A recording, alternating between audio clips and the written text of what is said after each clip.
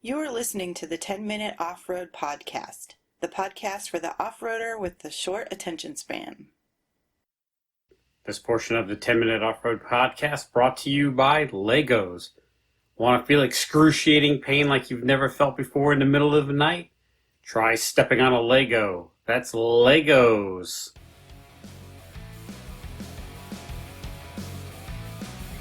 Alright, grab a snack, sit down, shut up, get ready. The 10-Minute Off-Road Podcast is about to begin. Follow the 10-Minute Off-Road Podcast on Twitter, the Gram, and YouTube. Hey, welcome to the 10-Minute Off-Road Podcast. I'm your host, Nikki G. I'm here to inform, delight, entertain, and all that other bullcrap about everything and anything off-road for about the next 10 minutes or so. Why 10 minutes? It's a running gag, and I'm running out of stuff to say, but yeah, about 10 minutes is about all the time I can spare.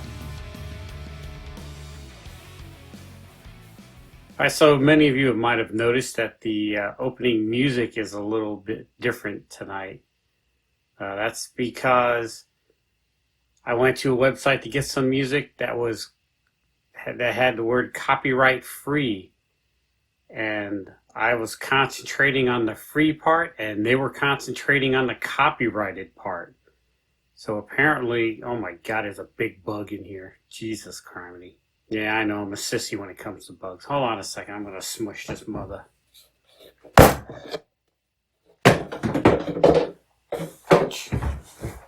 Alright, I'm back. Where was I? Oh yeah, copyrighted music. I got dinged with a copyright infringement. No biggie. Didn't cost me any money. So I apologize for missing a week or two of this. I haven't really had time to do it. I headed out to the trail to talk to you guys and interview people and see what's going on and what's on everybody's mind. And as soon as I get out to the trail, wheeling happens, and the podcast gets put on the back burner, and next thing I know, the day's over and I didn't talk to anybody. Well, I talked to everybody, but not a lot about the podcast. So I apologize, but it's going to get on track and it's going to get better. I keep saying that, but in reality, this is a train wreck off a cliff. So like I said, I headed out to the trail, talked to you guys, and a little bit of wheeling interrupted everything. And I got to give a shout out to Brian and all his crew that I went wheeling with in Uwharrie a couple of weeks ago. Had a great time. It was an impromptu trip. I just had a day off, so I headed out to Uwharrie. Met at the outpost where I was going to just interview a bunch of people. And ran into Brian and his group, and they were heading out, so I tagged along with them. And I just never got to it. And then the week after that, I ended up, somebody contacted me, said they wanted to go do Old House Gap Road, which is a trail I didn't complete. And so I was eager to go and completed it. And I got to tell you, it was a blast. So I had a good time, but no podcast. Don't know what to talk about tonight. Didn't really come up with a plan. I just turned on the microphone and just figured I'd ramble on and on. But I'll talk about the Old House Gap Road. It's a trail that I've never heard of before until just a few months. But it's a fire service road here in North Carolina. It's a Fire Service Road 192. And it's a lot of fun. I enjoyed it. 3 miles long. And it was just pure enjoyment. Some of the sights you see were great. People I was with was awesome. Tell you all the time, don't wheel alone. Although I've done quite a bit of overlanding alone, because that's a lot of fun just getting out of town. Those are more or less dirt roads, so it's nothing that I can get stuck on. But you never know when a medical emergency pops up. So if you're going to be alone, have some type of communication to call, or even have it's always, everything's always more fun with friends. But anyhow, Old House Gap Road, it's a hidden gem. I never knew it existed. Now I'm going to make it a yearly trip. So I started thinking, everybody out there must have like a favorite trail or a hidden gem like that. So we did Old House Gap Road. Let me tell you, it started out very easy, and it was kind of boring the first 10 minutes of it, 10, 15 minutes of it. Just, I thought, man, this is just going to be a dirt road. I got to the point where I turned around because there was some deep ruts.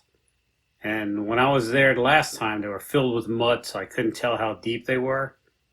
So I didn't go through. And I'm glad I didn't. Some of these ruts were 3 feet deep. There's no way.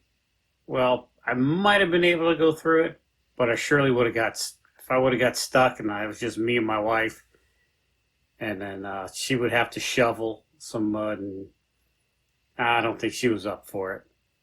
So we turned around and went back. But when I went this time and saw how deep the ruts were, I was amazed. But, we all made it through, and we all didn't have, and nobody had to winch out, and nobody had to get towed out. But it was pretty taxing on me. And we all had a great time. And then when we got done with that, we drove back up the mountain and went down Old Highway 105, which is a dirt road, so to speak. Really, there was no obstacles on it. There were a few little things that might have kept the little ricers and stuff out, but you could drive it in your mom's minivan. And I passed a minivan, and I passed a Beamer, and I can't believe they took it off those dirt roads, but they did. But the view of Table Rock, the view from the mountain from this road is spectacular, and there's camping sites all along the road, just overlooking the mountain and valley. I guess it's the Linville Gorge. It's beautiful. I recommend going. If you're in the North Carolina way, check out the Linville Gorge. It's beautiful. I believe that's going to be my new stomping grounds. I'm changing it from Uwharrie to Linville, because there's just so many Forest Service roads and so much stuff I haven't explored. And I love Uwharrie. It's right in my backyard. I got a soft spot for it. But it's getting to the point where I know every rock on the trail.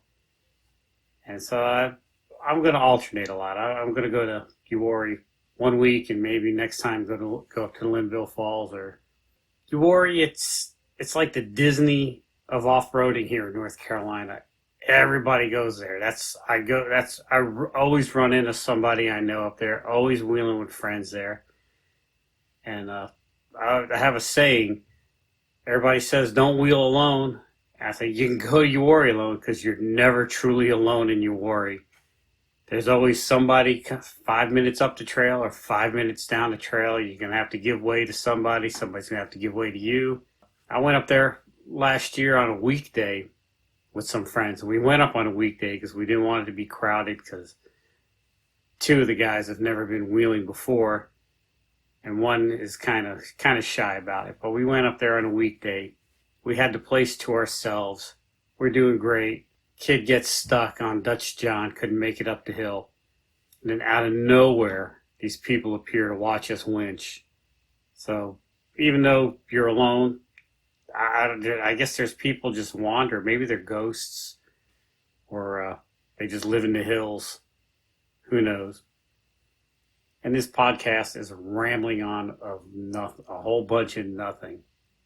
All right, now it's time for the question of the month. And this question of the month is probably going to go on for 2 months, because I don't have anybody to talk to about it. And I was thinking about posting it up on social media, but that's kind of getting old too. But Angry Eye grills on the new JKs and JLs. I guess maybe they make them for TJs too. I don't think I've ever seen one on a TJ. I don't like it. I think they look ridiculous. Now, disclaimer, you're a rig, you do what you want. But, and I will not make fun of you. I will not say, oh, look at that Angry Eye grill. It's your Jeep, you do whatever. But me personally, I'm not going to buy one. If I get a good deal on a Jeep and it has them on there, that's the first thing that's coming off. Jeeps are supposed to be happy. Why are they so angry? Why make them look angry? It doesn't make sense. It just makes them look mean and angry and upset at the world like a Toyota. All right, so that's about all the time I have for tonight. You can catch the 10-Minute Off-Road Podcast on Podbean, Apple Podcast, and Google Play. But not iHeartRadio. Those bastards still won't approve me. You can contact the 10-Minute Off-Road Podcast at 10minuteoffroad@gmail.com. You can catch us on the Instagram and the Twitter and the Facebook, although I've been kind of slacking on the social media. I need to hire a teenage girl, not for that reason, get your mind out of the gutter, to do my social media. Because, man, if you need your social media done, you need to hire a teenage girl. All right, thanks for tuning in. This is Nikki G saying, "Will what you got and be happy."